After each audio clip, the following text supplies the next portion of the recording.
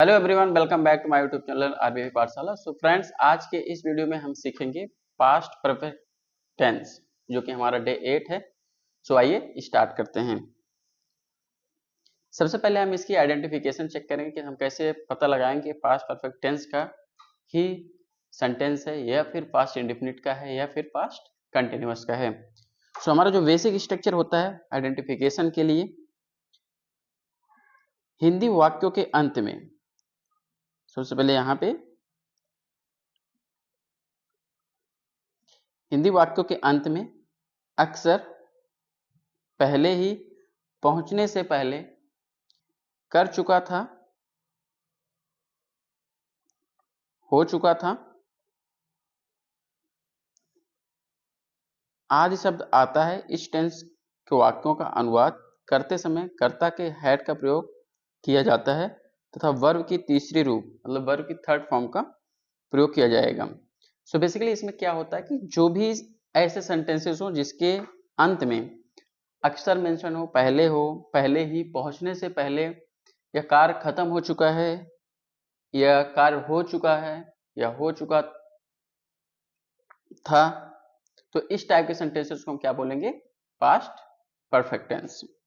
जिसमें हम क्या यूज करते हैं? जिसमें हम वर्ब की थर्ड फॉर्म यूज करते हैं। ठीक है, जिसमें हम वर्ब की थर्ड फॉर्म यूज करते हैं। और सबसे पहले ध्यान दें, पास्ट परफेक्ट टेंस में हम ओनली हैड का यूज करेंगे। हैड का यूज करेंगे। आपने देखा होगा कि प्रेजेंट परफेक्ट टेंस में हम हैज और हैव दोनों का प्रयोग करते हैं, लेकिन पास्ट परफेक्ट टेंस में हम सिर्फ हैड का यूज करेंगे। ठीक है, हमने नीचे एक एग्जांपल दे रखा है, जब मैं स्टेशन पहुंचा। यहाँ पे एग्जांपल है, जब मैं स्टेशन पहुंचा तब ट्रेन जा चुकी थी। अब यहां पहुंचने पहले ही, ठीक है, यहां पे देखो पहुंचने से पहले ही ट्रेन जा चुकी थी, तो इसका मतलब क्या है ये? और आगे देखेंगे यहाँ पे जा चुकी थी, तो यहाँ पे दो ऐसे सेंटेंस आते हैं जिसकी आइडेंटिफिकेशन क्या होता है कि पास्ट परफेक्ट टेंस होता है। ठीक है, आइए आगे देखते हैं स्ट्रक्चर। ठीक है, सबसे पहले देख लेते हैं कि पास्ट परफेक्ट टेंस में यूज कैसे किया जाता है। कर्ता के साथ, कर्ता के साथ हम हैड का प्रयोग करते हैं, जो कि हमने यहाँ पे मेंशन किया, और यहाँ पे हमने मेंशन किया कि पास्ट परफेक्ट टेंस में कर्ता के साथ हैड का यूज करते हैं। ठीक है, ऑलराइट। अब यहाँ पे देख लेते हैं स्ट्रक्चर क्या क्या होते हैं। पास्ट परफेक्ट टेंस के स्ट्रक्चर कौन? सबसे पहले अफर्मेटिव सेंटेंस में देख लेते हैं हम। ठीक है, अफर्मेटिव सेंटेंस जिसको हम क्या बोलते हैं? नकारात्मक वाक्य, सकारात्मक वाक्य। ठीक है, इसमें सबसे पहले सब्जेक्ट हैज, फिर वर्ब की थर्ड फॉर्म और अन्य शब्द का प्रयोग किया जाता है। ठीक है, निगेटिव के केस में क्या होता है? निगेटिव केस में सब्जेक्ट हैड, उसके बाद प्लस नॉट का प्रयोग। यहाँ पे सिर्फ नॉट को ऐड किया जाता है, सेम एज अफर्मेटिव की तरह होता है। उसके बाद V3 और अन्य शब्द का प्रयोग करते हैं। ठीक है, नेक्स्ट है इंटेरोगेटिव सेंटेंस। इंटेरोगेटिव सेंटेंस के केस में हम हैड सबसे पहले लाएंगे। ठीक है, हैड को सबसे पहले लाएंगे, उसके बाद सब्जेक्ट, फिर वर्ब थी, उसके बाद अदर शब्द लाएंगे। ठीक है, नेक्स्ट अगला जो हमारा है प्रश्नवाचक इंटरोगेटिव निगेटिव सेंटेंस, जिसको हम इंटरोगेटिव निगेटिव सेंटेंस भी बोलते हैं। इस केस में हैड सबसे पहले लाएंगे, उसके बाद सब्जेक्ट, उसके बाद नॉट, उसके बाद वर्ब की थर्ड फॉर्म, उसके बाद जो भी हमारे अदर शब्द सेंटेंसेस होंगे उसका यूज हम करते हैं। तो ये तो हमारी एक समरी है जिसका हम प्रयोग पास्ट परफेक्ट टेंस में करते हैं। आइए इसका हम डिटेल में एनालाइज करते हैं। ठीक है, सबसे पहले ये देख लेते हैं कि पास्ट परफेक्ट टेंस के जो सेंटेंसेस होते हैं कितने प्रकार के होते हैं। तो पास्ट परफेक्ट टेंस के जो सेंटेंस वो 4 प्रकार के होते हैं। पहला है अफर्मेटिव, दूसरा निगेटिव, तीसरा इंटेरोगेटिव, चौथा इंटेरोगेटिव निगेटिव सेंटेंस। हम स्टेप बाय स्टेप वीडियो में आप बने रहें, so that step by step आप सारी चीजें सीख सकें।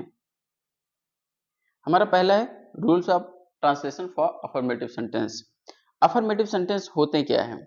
ठीक है, अफर्मेटिव का अनुवाद करते समय सबसे पहले हम क्या लिखेंगे? सब्जेक्ट लिखेंगे, उसका बाद वर्ब की थर्ड फॉर्म, जो कि बहुत इंपॉर्टेंट है।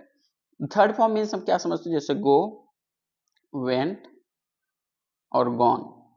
तो यहाँ पे जो हमारी गॉन है ये वर्ब की थर्ड फॉर्म, इसका प्रयोग करेंगे। ठीक है, उसके बाद ऑब्जेक्ट को यहाँ पे लिख देंगे। ठीक है, ये तो हमारा अफर्मेटिव है। अफर्मेटिव हम बोलते हैं सिंपल सेंटेंसेस। सिंपल सेंटेंसेस होते हैं जो कि एकदम जिसमें ना तो निगेटिव हो ना तो क्वेश्चन पूछा जाए। ठीक है, जैसे वह जा चुका था, एक सिंपल सेंटेंस है जिसको अफर्मेटिव सेंटेंस बोलते हैं। ठीक है, आइए फॉर्मूला देखते हैं। फॉर्मूला जैसे कि हमने बोला, सबसे पहले क्या लिखेंगे, सब्जेक्ट लिखेंगे, उसके बाद वर्ब लिखेंगे। वर्ब क्या है हमारा, वर्ब की इसको हम क्या बोलते हैं, हेल्पिंग वर्ब, हेल्पिंग वर्ब। उसके बाद हेल्पिंग वर्ब लिखेंगे हैड, उसके बाद वर्ब की थर्ड फॉर्म लिखेंगे जो कि गॉन, हमने जो आप पीछे डिस्कस किया। उसके बाद ऑब्जेक्ट लगाएंगे। ठीक है, जैसे फॉर एग्जांपल सीता मधुर गीत गा चुकी थी, सीता मधुर गीत गा चुकी थी। अब यहाँ पे एग्जांपल इसके हिसाब से करेंगे तो सीता हमारा एक सिंगुलर है, तो सीता को हम क्या लिखेंगे, यहाँ पे ही है, इसको सी कर दो, टाइपिंग मिस्टेक। सी हैड संग, जो कि सिंग का थर्ड फॉर्म क्या होता है, संग। सी हैज संग अ स्वीट सॉन्ग। ठीक है, लड़के नदी में स्नान कर चुके थे। Boys had bathed, bath means क्या होता है, स्नान करना। Boys had bathed in the river. ठीक है, आइए आगे देखते हैं। अगला है हमारा निगेटिव सेंटेंस, जो कि हमारा सेंटेंस का दूसरा पार्ट है। निगेटिव सेंटेंस में सब कुछ अफर्मेटिव सेंटेंस की तरह होता है, सिर्फ उसमें नॉट का प्रयोग किया जाता है। ठीक है, सबसे पहले हम क्या लिखेंगे, सब्जेक्ट, उसके बाद हेल्पिंग वर्ब, उसके बाद नॉट, उसके बाद वर्ब की थर्ड फॉर्म, उसके बाद ऑब्जेक्ट। ठीक है, यहाँ पे एग्जांपल लिखा, मेरे दोस्त मुझे पत्र नहीं लिख चुके हैं, नहीं लिख चुके थे, इसमें सिर्फ नॉट का प्रयोग किया गया है। आगे देखते हैं। ठीक है, इसका रूल क्या होगा, सबसे पहले सब्जेक्ट लगाएंगे, उसके बाद हायर्ड, उसके बाद नॉट, उसके बाद वर्ब की थर्ड फॉर्म, उसके बाद ऑब्जेक्ट। फॉर एग्जांपल मेरा भाई नहीं खेल चुका था। अब इसमें आप लोग देख पा रहे होंगे कि इसमें नहीं का बोध हुआ, नहीं, इसका मतलब क्या होगा, ये निगेटिव सेंटेंस होगा। ठीक है, सबसे पहले मेरा भाई का, माय ब्रदर, हेल्पिंग वर्ब क्या लगेगी, हैड, निगेटिव वर्ड है इसलिए इसको हम करेंगे नॉट। वर्ब की थर्ड फॉर्म, प्ले का थर्ड फॉर्म होता है प्लेड, प्ले की थर्ड फॉर्म प्लेड होती है। फॉर एग्जाम्पल माई ब्रदर है नॉट प्लेड। ठीक है, आगे आइए, यहां पे हमारा तीसरा है इंटरोगेटिव सेंटेंस। इंटरोगेटिव सेंटेंस होता क्या है और इसका यूज हम कैसे करते हैं, आइए डिटेल में देखते हैं। इंटरोगेटिव दो प्रकार से हमें क्वेश्चन पूछा जाता है। पहला होता है क्या वाक्य के पहले आता है, और दूसरा होता है क्या वाक्य के बीच में आता है। सो दोनों को हम डिटेल में यहाँ पे देखेंगे। इंटरोगेटिव सेंटेंस जब वाक्य शुरू में, सबसे पहले हमने देखा कि जब वाक्य शुरू में हो तो उस केस में क्या होता है, प्रश्नवाचक बनाने के लिए हेल्पिंग वर्ब। ठीक है, हेल्पिंग वर्ब सहायक क्रिया हैड का प्रयोग होता है, जो कि हमें पता ही है।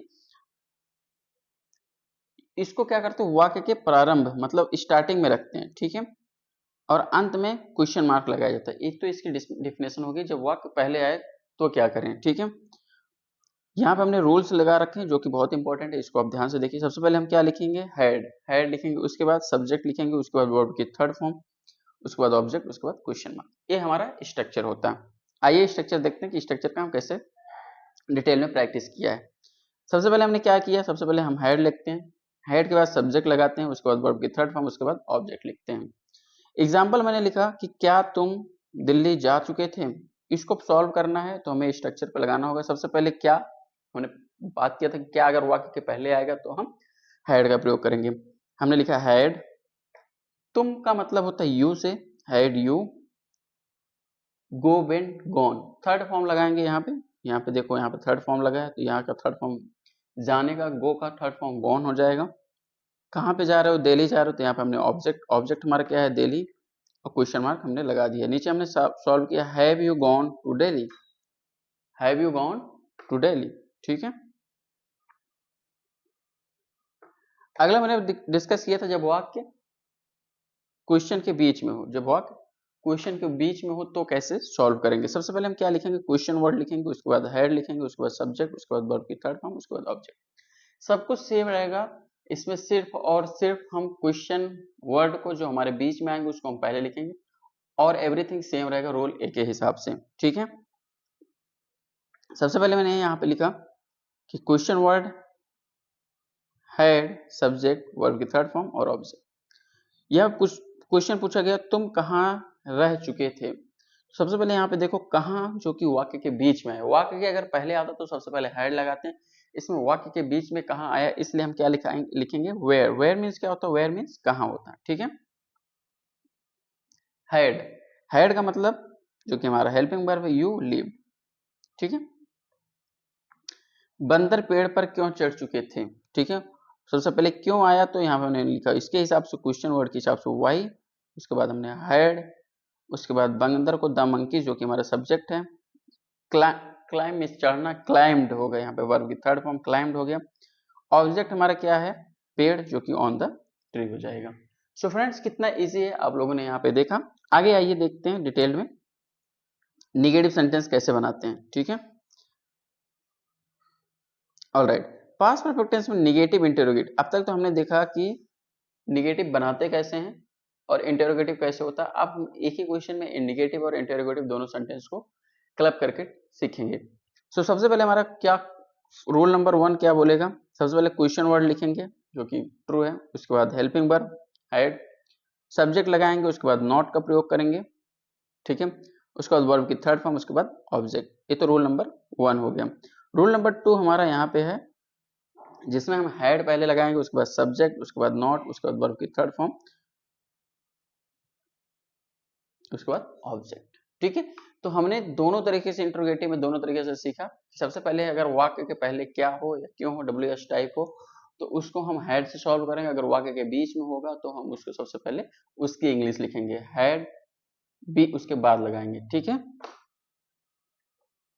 आइए एग्जाम्पल मैं ले रखा हूं, वह यहाँ क्यों नहीं आ चुके थे। तो यहाँ पे आप देखो क्यों जो वाक्य के बीच में है, तो सबसे पहले हमने क्या लिखा, वाई लिखा, उसके बाद हेल्पिंग वर्ब क्या है, हैड, वह जो कि she, not, come, came, yesterday, ठीक है। तो मैंने यहाँ पे ये सारी चीजें सॉल्व की। आगे वह अंग्रेजी क्यों नहीं पढ़ चुका था, इसको आपको सॉल्व करना है। कैसे सॉल्व करोगे इट इज कमेंट में डाल के बताइएगा। आइए आगे देखते हैं। सो फ्रेंड्स हमने पूरा डिटेल्ड में पास्ट परफेक्ट टेंस को सीखा।